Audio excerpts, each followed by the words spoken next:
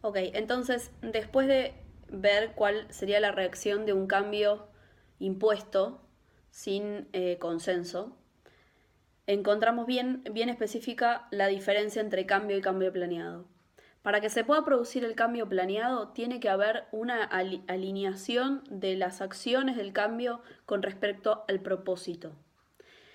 Si el cambio no tiene una inspiración sobre el propósito de la organización, se van a generar actividades que uno se encuentra desarrollando sin saber por qué las está haciendo. Entonces, podemos decir que el cambio planeado tiene que ver con un paquete de actividades que las va a diseñar la organización con un objetivo determinado que está alineado al propósito. Existe un personaje dentro de la organización, que puede ser una sola persona o un grupo, que se llama agente de cambio. Este agente de cambio funge como catalizador. Es extraña la frase, pero imagínense como un embudo.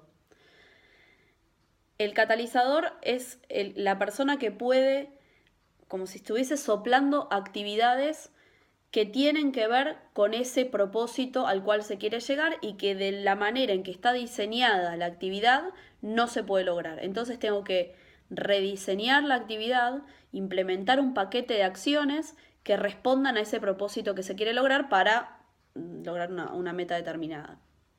Entonces es muy importante el agente de cambio que esté identificado, ¿sí?, para legalizar las acciones frente a todas las personas que forman parte de la organización. Y en el momento en que el agente de cambio puede informarle al resto el correcto diseño y planificación con respecto a todas las acciones de cambio que se van a desarrollar, eso genera una situación de confianza. Voy a contar una situación personal. Yo vivía en Buenos Aires y a lo largo de toda mi adolescencia y mi adultez, mientras estudiaba en la facultad, sabía que si en algún momento yo iba a ser mamá, mis posibilidades de lugares donde iba a ocurrir eso podían ser clínicas privadas de la capital federal. Por ejemplo, el Mater Dei, la Clínica Los Arcos, la Trinidad, ¿sí? Eso yo ya lo conocía. Yo fui programada, ¿sí?, culturalmente, por mi prepaga, para tener familia bajo esas condiciones. El problema es que decidimos venirnos a San Martín de los Andes y esa posibilidad desapareció porque la logística que había que hacer para ir a Buenos Aires era mucho más engorrosa, con lo cual decidimos tener familia en el hospital. Esa situación de desconocimiento a mí me producía mucho miedo. Entonces tuve que buscarle la forma para poder minimizar ese miedo a algo que yo no conocía y que iba a producir un cambio. Me tenía que adaptar porque si no iba a fracasar el proceso.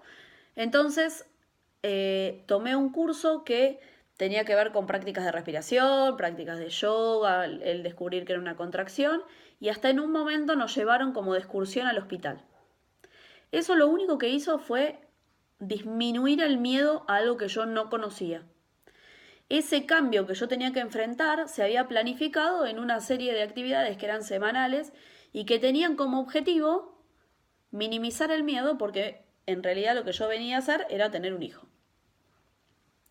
¿Por qué les cuento esto?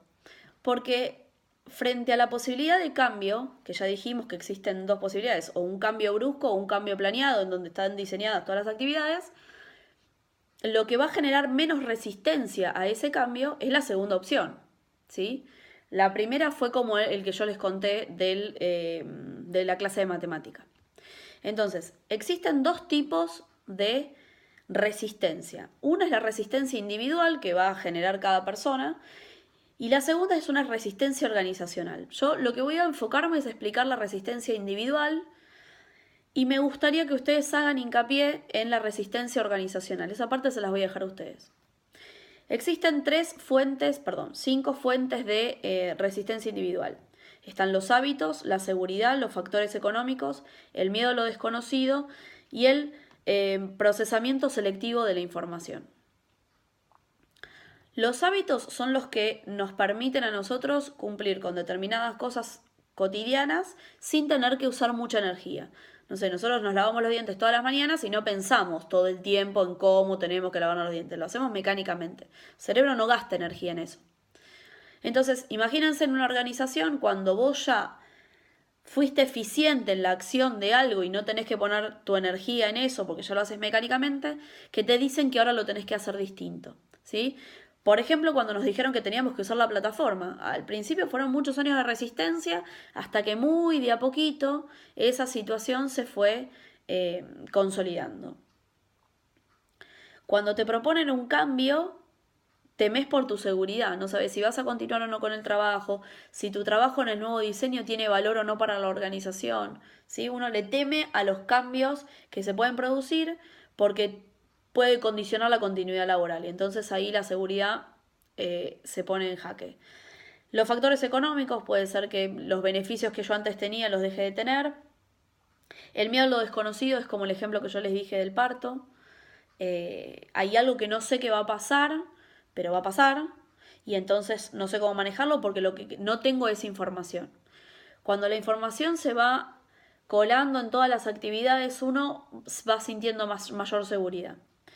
Y por el último es el procesamiento selectivo de la información. Hay información nueva que yo me voy a tener que aprender, que no tengo, ¿sí?, en mis filtros, y que va a estar sesgado por esta información previa.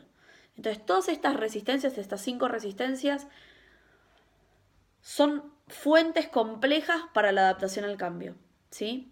Les voy a dejar a consideración de ustedes las fuentes de resistencia organizacional. Por favor, léanlas, son importantes, tienen que ver con lo que va a acontecer en la evaluación y si les parece, puedo colocar un foro como para discutir algunas cosas. Yo ya les voy a subir la información que ustedes van a tener que preparar para el examen y bueno, espero que este experimento de si funciona el video o no sirva. La posibilidad que ustedes tienen es que si no entienden retroceden y vuelvo a explicar. Así que bueno, espero que haya servido y vamos a ver si esta situación la podemos continuar o no. Gracias a todos.